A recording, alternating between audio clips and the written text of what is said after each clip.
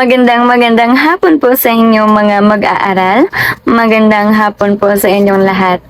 Ngayon, sa ating pagsisimula ay manalangin muna tayo upang hingin ang patnubay ng puong may kapal. Sino ba sa inyo dito ang gustong manguna sa panalangin? Yes, Kyla? Sa ngalan ng Ama, ng Anak, ng Espiritu Santo. Amen. Magandang hapon ulit mga mag-aaral. Magandang hapon po. Kumusta kayo? Ayos lang ba kayo? Mabuti naman. Handa na ba kayo sa ating bagong aralin? Handa na. Bago tayo magpatuloy, tingnan ninyo ang mga magaganda at guwapong mukha ng inyong mga kaklase sa kaliwa at sa kanan. Kung napansin ninyong may hindi dumalo ngayon, pagkitaas ng kamay at sabihin kung sino sila. Walang nagtaas ng kamay, ibig sabihin ay narito ang lahat sa aking klase. Maganda yan. Kaya, inaanyayahan ko ang lahat na sumunod sa pampasiglang inihanda ko. Ito ay pinamagatang ako, ikaw, at tayo ay isang komunidad.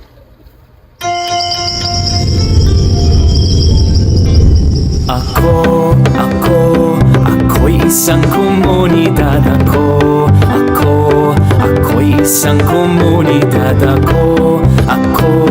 Ako'y isang komunidad. Ako'y isang komunidad. La la la. Sumayaw sayaw at umindak-indak.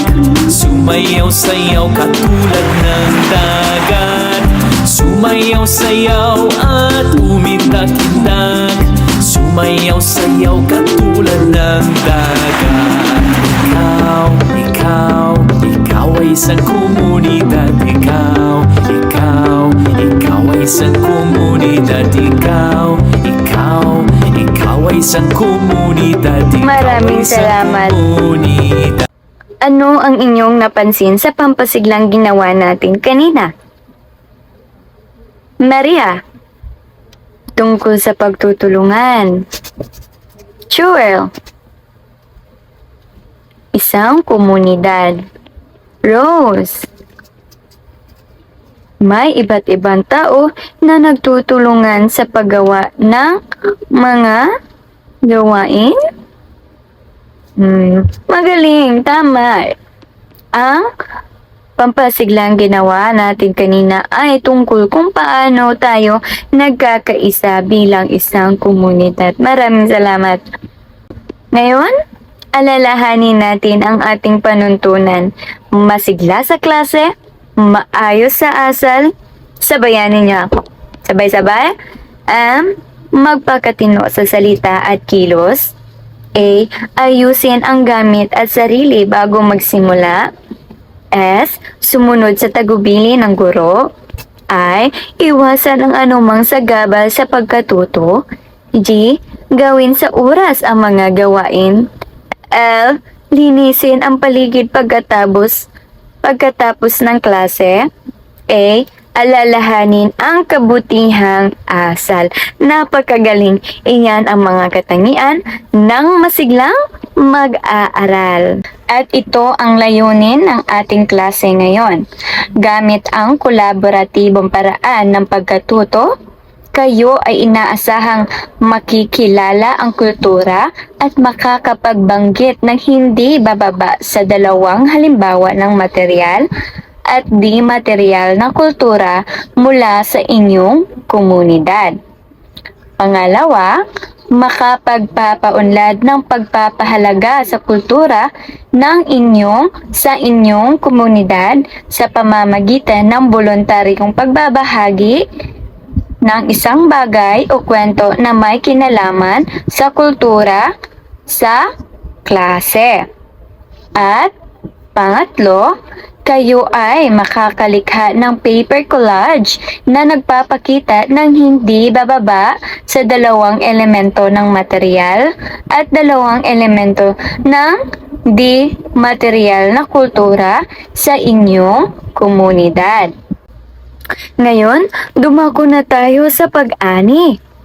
Gagawa tayo ng isang masayang gawain na tinatawag na Cultural Snapchat Gallery Walk. Ito ang mga hakbang kaya makinig ng mabuti. Bubuo kayo ng grupo na may 3 kasapi. May mga larawan sa dingding na tungkol sa sining, edukasyon, at iba pa. Pupunta kayo sa unang larawan na ituturo ko. Dito ba, o dito ba? Pagmasdan ninyong mabuti.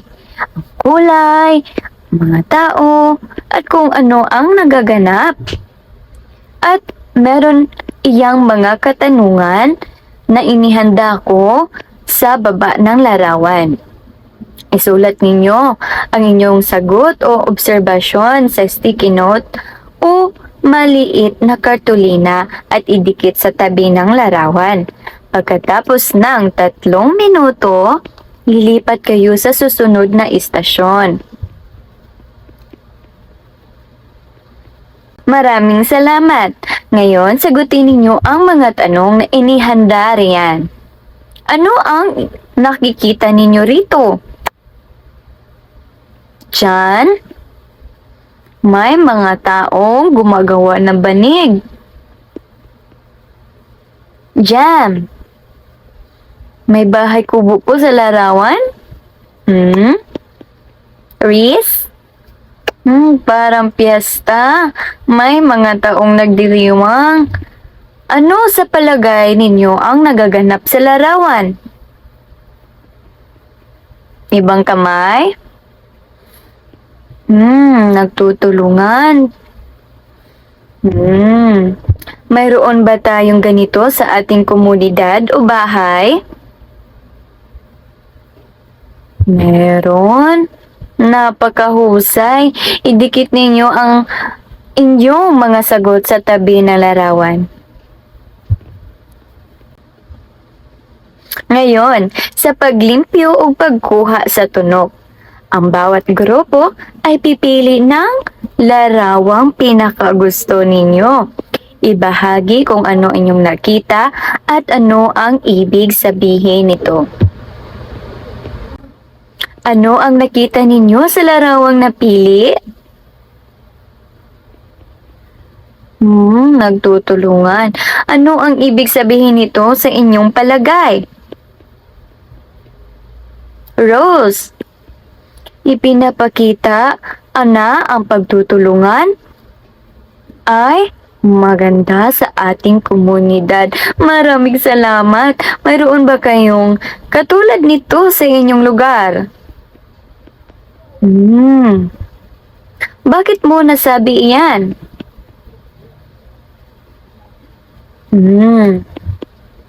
Nakakita ka na ba ng katulad niyan dati?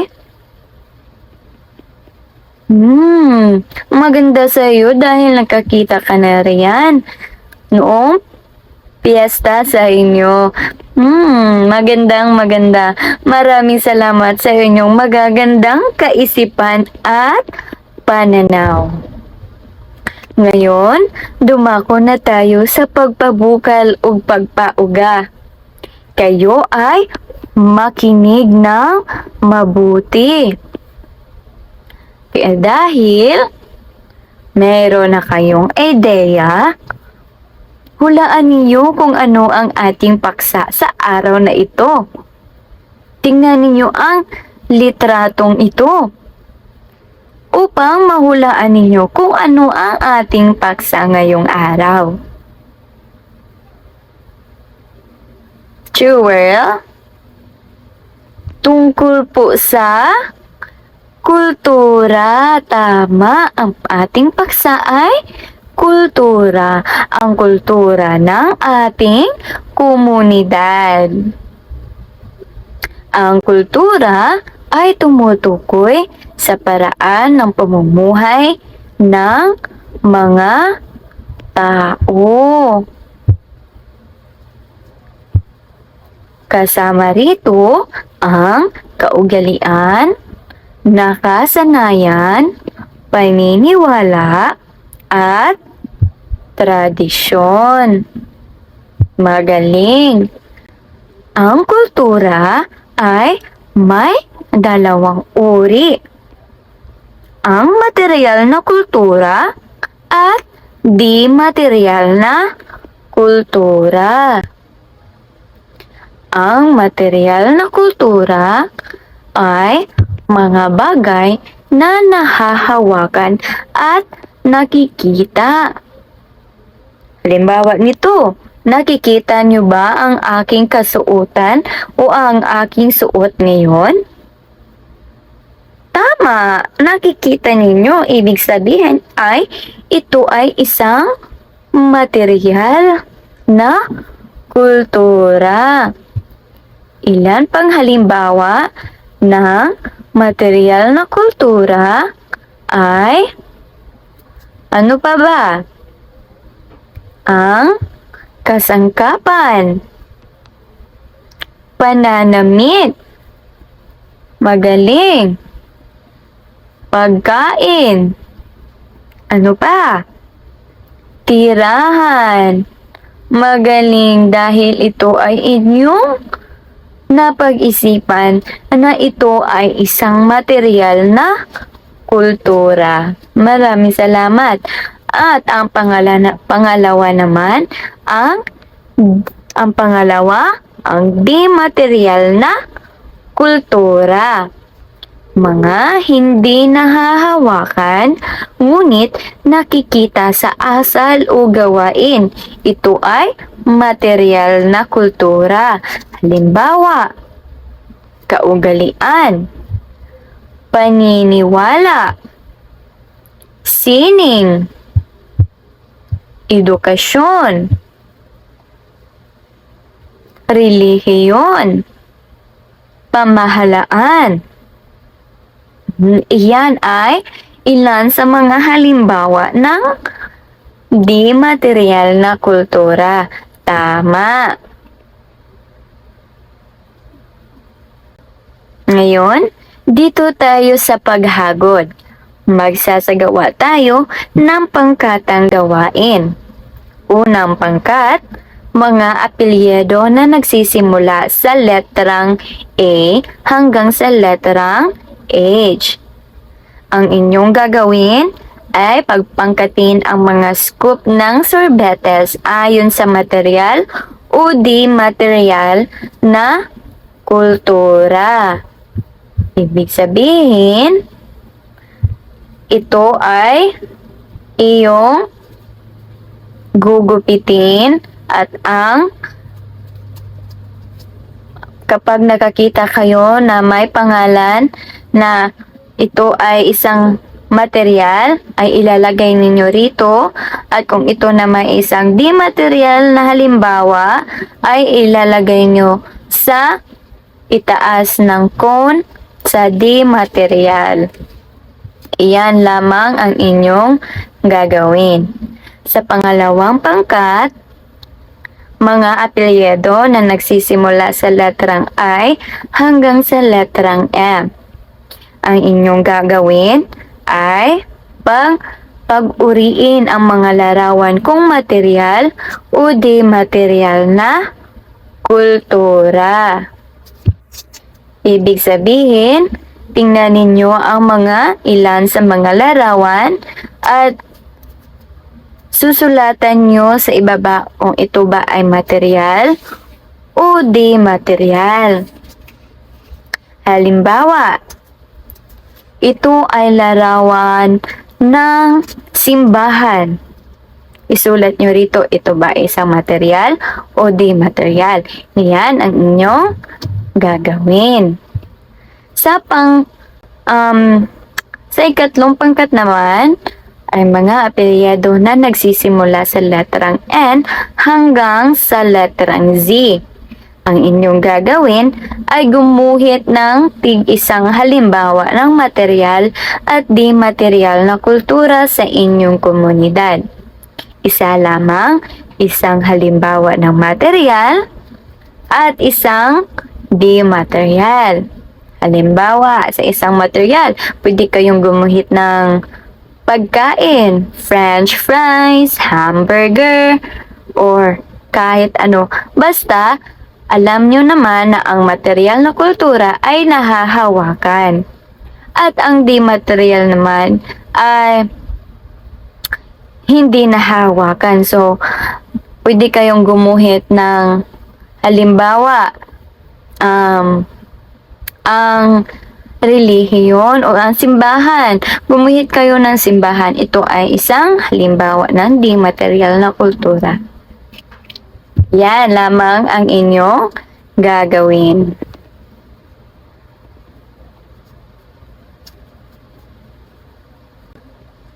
Ngayon, ano ang napansin ninyo sa inyong mga gawain? Laika.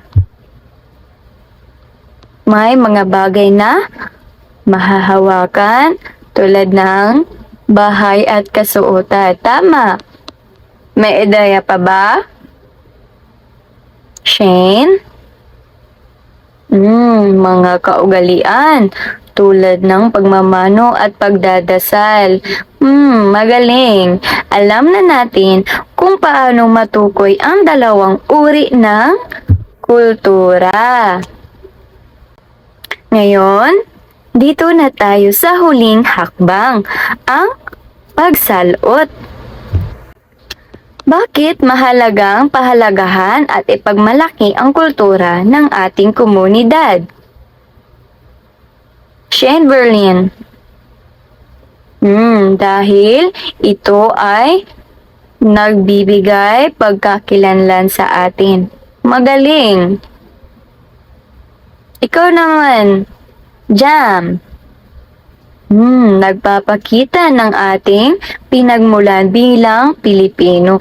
Magaling, magaling. Ngayon, paano ninyo ito maipapakita sa araw-araw? Lai. Elay. Sa pamamagitan ng paggalang sa matatanda. Magaling, ikaw ay tama. Ano pa? Sa pagsusuot ng tradisyonal na kasuotan tuwing piyesta? Ano inyong susuotin tuwing piyesta? Elay. Ano? Magsusuot kayo ng barong at Tagalog? Maganda. So, ibig sabihin, kapag kayo ay susuot niyan, ay meron kayong kaganapan. Maganda iyan. Magsasayaw kayo ng tinikling? Magaling, magaling. Ikaw, Elijah. Pagtulong sa mga kapitbahay. Tama, ang kultura ay nagbibigay ng pagkakaisa at pagkakakilanlan sa bawat Pilipino. Maraming salamat sa inyong lahat. Kaya tandaan, ang taong marunong magmahal at magpahalaga sa sariling kultura ay tunay na nagmamahal sa sariling bayan. Tandaan nyo yan, mga mag-aaral. Kaya, sa ating pagsusulit, meron tayong pagsusulit sa ngayong araw. Susubukin natin ang inyong natutunan sa pamamagitan ng pagsusulit. Kaya, kung meron kayong mga cellphone, ilabas ang inyong mga cellphone at buksan ang link na ito. Dahil ang pagsusulit ay ang paglalaro. Maglalaro tayo.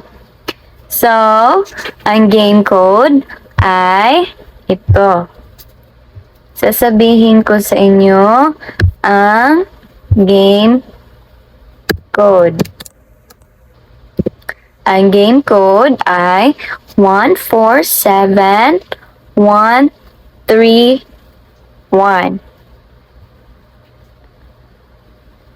Ang game code ay 147131. Yan.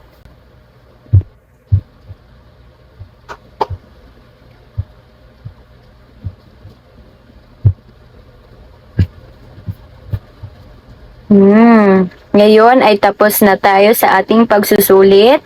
Magbibigay ako ng iyong babasahin na material tungkol sa pamumuhay at mga serbisyo sa ating komunidad. Ito ay inyong babasahin kapag kayo ay nakauwi na. Layunin ng araling ito na maunawaan kung paano nagkakaugnay ang mga mamamayan sa kanilang kabuhayan, mga serbisyong pampubliko at iba't ibang sektor na bumubuo sa komunidad.